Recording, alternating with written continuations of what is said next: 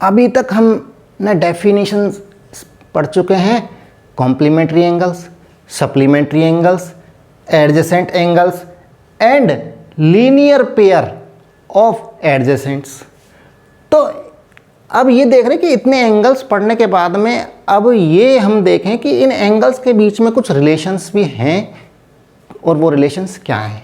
तो इसके लिए हमने क्या किया कि हम एक लाइन ले लेते हैं और उस लाइन पे यदि एक रे आकर मिले, रे को एक खड़ी कर दें तो क्या होगा। इफ ए रे stands on a line at point O पर,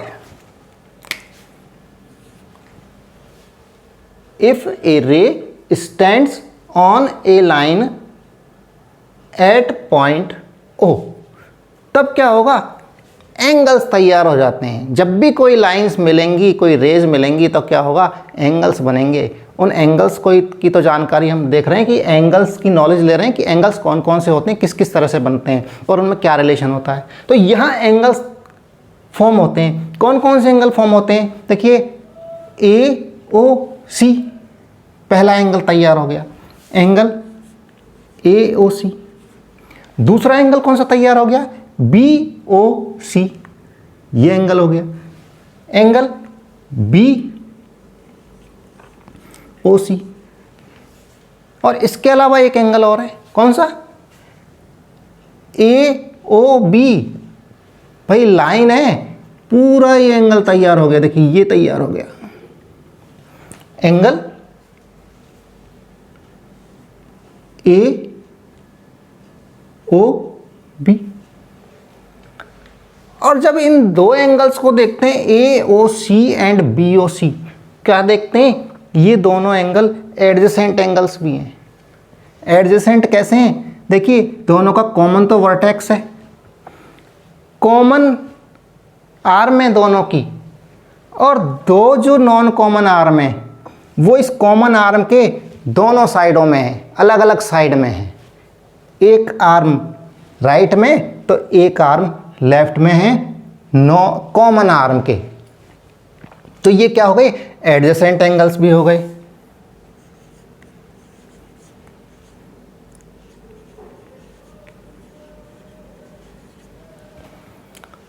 दो एंगल्स।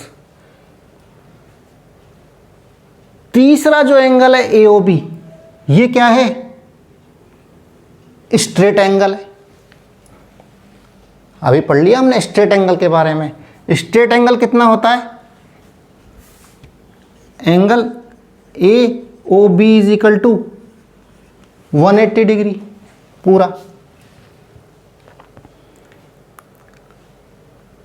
और यदि इनको ए O C and B O सी को सम कर दें, जोड़ दें, तो क्या आएगा, एंगल ए ओ सी, यहाँ लिख देता हूँ, angle A O C plus angle B O C, A O C और B O C, angle this plus this is equal to angle A O B, पूरा आ जाएगा ना ये।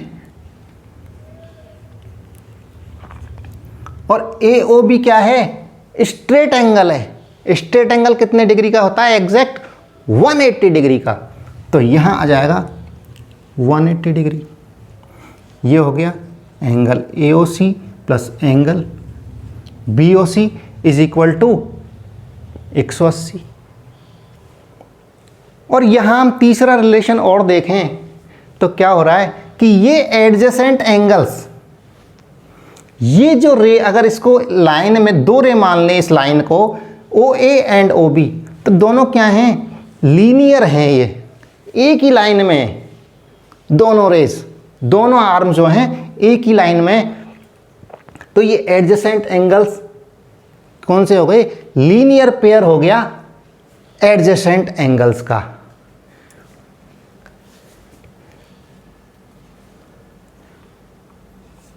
Linear pair of adjacent angles.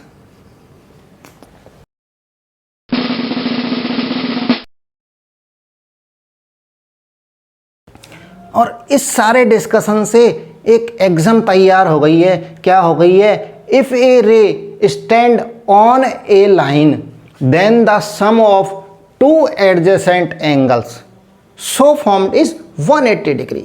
जो adjacent angles बने इस line पर इस रे के मिलने से उन एडजेसेंट एंगल्स का सम 180 होता है। ये एक एग्जाम, ये स्टेटमेंट हमारा एक तैयार हो गया। अब यदि इस एग्जाम के रिवर्स को सोचें, एग्जाम क्या है?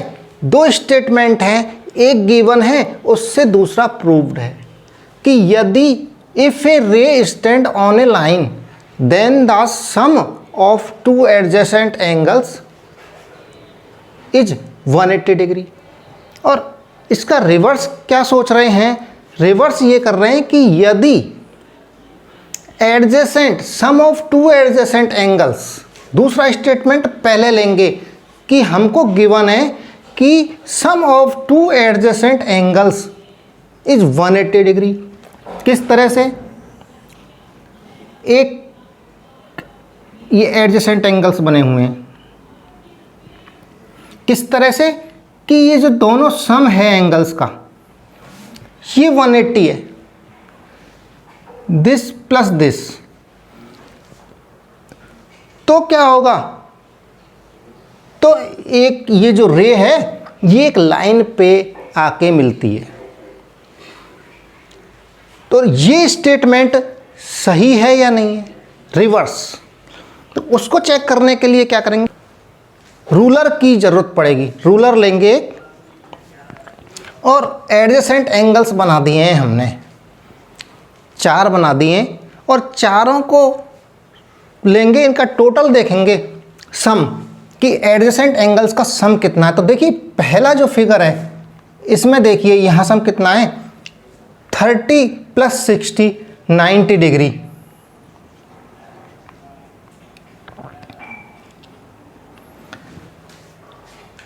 और यहाँ रे कौन सी आ रही है? ये रे है कॉमन रे। तो यहाँ देखते हैं रूलर लगा के कि ये एक लाइन पे मिलती है क्या।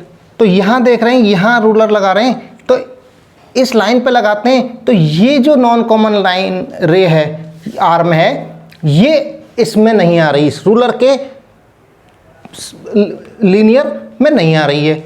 यहाँ हम देखें इनका एडजेसेंट एंगल्स कितने हैं? 60 + 45 कितना हो गया? 105।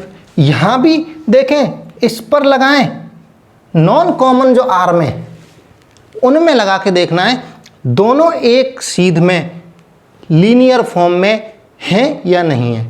तो यहाँ लगाते हैं तो ये रेज बाहर रह रही है, और यहाँ लगाते हैं तो ये रूलर में नहीं आ रही है। थर्ड फिगर देखते हैं तो यहाँ देखिए दोनों एंगल्स कितने हैं? 60 + 150 210 डिग्री। यहाँ पर भी ये रूलर की सीध में नहीं है, दोनों नॉन कॉमन जो आर्म है, मैं नॉन कॉमन आर्म की बात कर रहा हूँ, तो ये एक सीध में नहीं है। ये देखिए इस पर लगाते हैं तो ये बाहर रह रही है। और जब चौथे फिगर पे, चौथे डायग्राम को देखिए 65 + 115 कितना आ रहा है? 65 + 115 कितना है? 180। ये एडजेसेंट एंगल्स का सम कितना? 180। अब यहाँ नॉन कॉमन आर्म्स पे मैं रूलर लगा रहा हूँ तो देखिए 2 आर्म थी, दोनों एक लीनियर फॉर्म में रूलर के बिल्कुल सीध में जा रही हैं। देखिए अलग अलग नहीं है। तो ये कब पॉसिबल हुआ? जब दोनों जो एडजेसेंट एंगल्स का सम है वो 180 डिग्री है। यहाँ 180 नहीं था तो ये लीनियर नहीं थे। यहाँ 105 है तो भी ये एक लाइन में नहीं है, नॉन कॉमन आर्म। यहाँ पर भी नहीं है, और यहाँ ओ ए एंड ओ बी क्या है, नॉन कॉमन आर्म है, नॉन कॉमन रेज हैं जो एक लाइन के अंदर हैं। तो हम ये देखते हैं कि इस डायग्राम के अंदर केवल एक डायग्राम ऐसा है जिसमें both the non common arm, both the non common arm lie on the ruler, ruler के पास में लाई करती हैं, बिल्कुल एक साथ चल रही हैं। That is point A, O and B lie on the same line and a ray OC stand on this line। and यहां देख रहे हैं कि angle AOC and BOC, angle AOC and angle BOC का सम किसके बराबर है, AOB के बराबर, एंगल AOB के बराबर। एंड ये देख रहे हैं कि एंगल AOC एंड BOC का सम कितना है, 180 degree. Angle AOB plus angle BOC is equal to 180 degree. इससे ये कॉन्क्लूजन निकलता है कि जो स्टेटमेंट हमने निकाला था, कौन सा statement, if the sum of two adjacent angles is 180 degree then a ray stand on a line, ये स्टेटमेंट ट्रू है। इससे एक एग्जाम और निकल के आ रही है,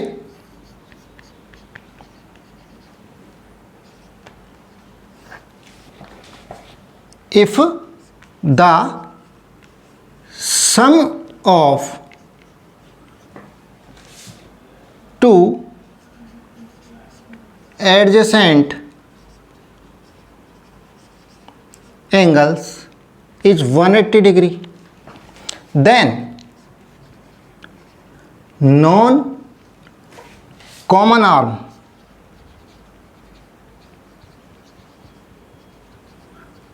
of the angles form a line।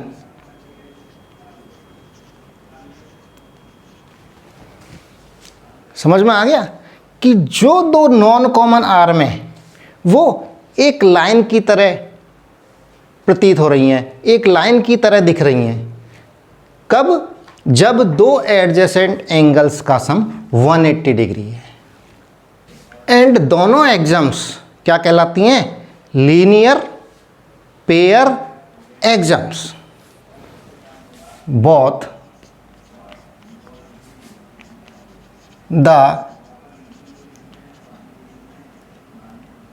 Exams are called as linear pair exams.